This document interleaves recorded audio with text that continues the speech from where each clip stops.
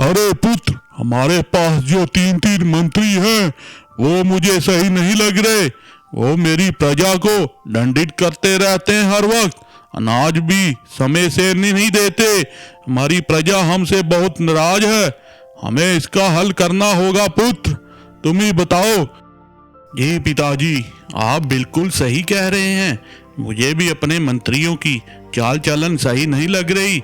हमारी प्रजा को ये कष्ट दे रहे हैं। ऐसे तो हमारी प्रजा हमें छोड़कर चली जाएगी। हमें इसका हल निकालना पड़ेगा पिताजी।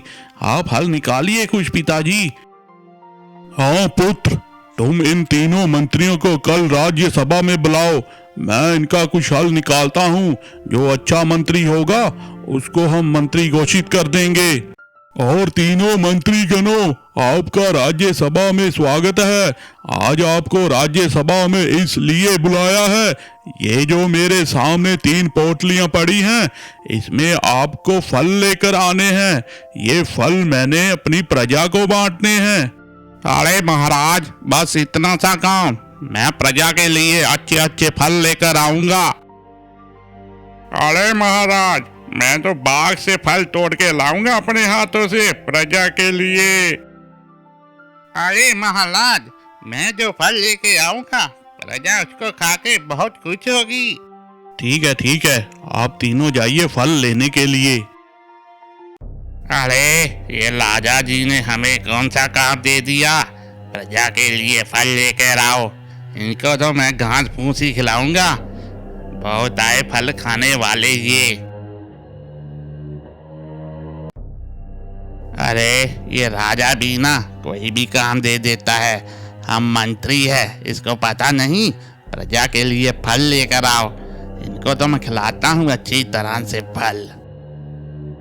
राजा जी कितने अच्छे हैं, अपनी प्रजा का कितना सोचते हैं। उनके लिए फल लेने को भेजा है। मैं भी उनके लिए अच्छे अच्छे फल लेकर आऊंगा। अरे पुत्र, तुम्हें क्या लग रहा है, इन तीनों में से कौन मंत्री अच्छे अच्छे फल लेकर आएगा? बताओ। पिताजी, अब ये तीनों जब वापिस आएंगे फल लेकर, तभी पता लगेगा कौन सही है कौन गलत है। प्रजा तो यही घास फूस खाने के लायक है। राजा जी कौन सा पोटली खोल कर देखेंगे? वो तो प्रजा को ऐसे ही बांट देंगे।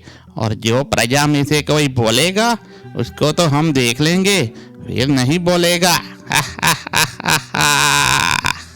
अरे रामू, तू जो गले सड़े फल उठाकर लाता है और अपनी भैंसों को देता है, वो आज मुझे चाहिए।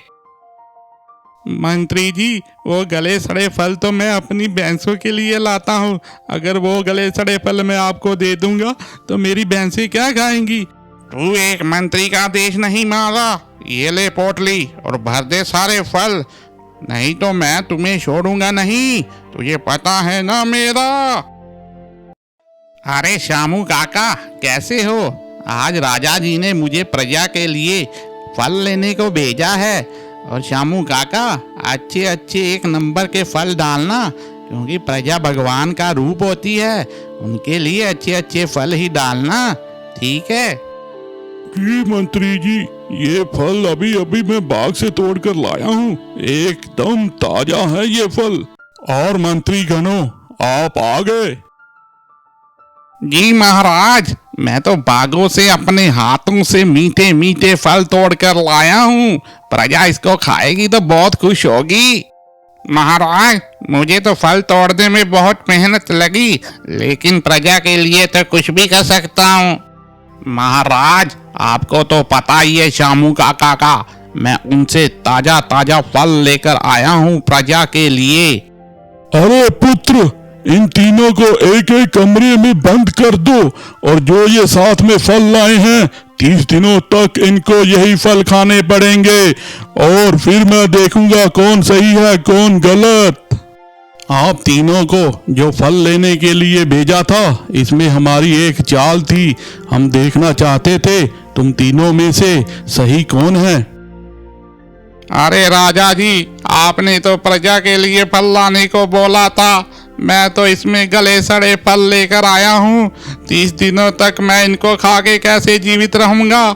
मैं तो मर जाऊंगा राजा जी। मुझे माफ कर दीजिए। राजा जी, मुझसे बहुत बड़ी भूल हो गई। मैं इसमें घास फूस ले आया। मैं इसको 30 दिनों तक खा के कैसे जीवित रह पाऊंगा? मुझे माफ कर दीजिए राजा जी, मुझे माफ कर दीजिए। आगे से ऐसी गलती नहीं होगी। राजा जी, आप 30 दिन क्या 40 दिन तक मुझे कमरे में बंद कर दीजिए। मैं ये फल खाकर अपना जीवन व्यतीत कर सकता हूँ और आपका आदेश मानना हमारा फर्ज है। राजा जी, आप कहिए। हमें तुम पर पूरा भरोसा था बोला मंत्री, लेकिन हमने ये निर्णय इसलिए लिया ताकि किसी बेगुनाह को सजा ना मिल पाए और तुम ही एक अच्छे मंत्री बन सकते हो बोला। तुम ही मंत्री बनोगे हमारे। हाँ बोला मंत्री, हमें तुम पर पूरा भरोसा था और आज से तुम इस राजमहल के मंत्री घोषित किए जाते हो और इन दोनों को तो सजा मिलकर ही रहेगी। नहीं महाराज, हमें माफ कर दीजिए। हमसे बहुत बड़ी भूल हो गई महाराज, माफ कर दीजिए, हमें माफ कर दीजिए। इतनी बड़ी भूल की कोई माफी नहीं मिलेगी तुम दोनों को। तुम्हें 30 दिनों तक उसी कमरे में रहना पड़ेगा। तुम चाहे जीवित रहो या मरो, सजा तो तुमको मिलकर रहेगी। मेरी प्रजा के साथ तुमने बहुत दुष्कर्म किया है, इसकी सजा तो तुम्हें देनी बनती है। कर्मों का फल तो एक ना एक दिन निकल कर आता ही है। यही है तुम्हारे कर्मों का फल। जैसा करोगे वैसा भरोगे।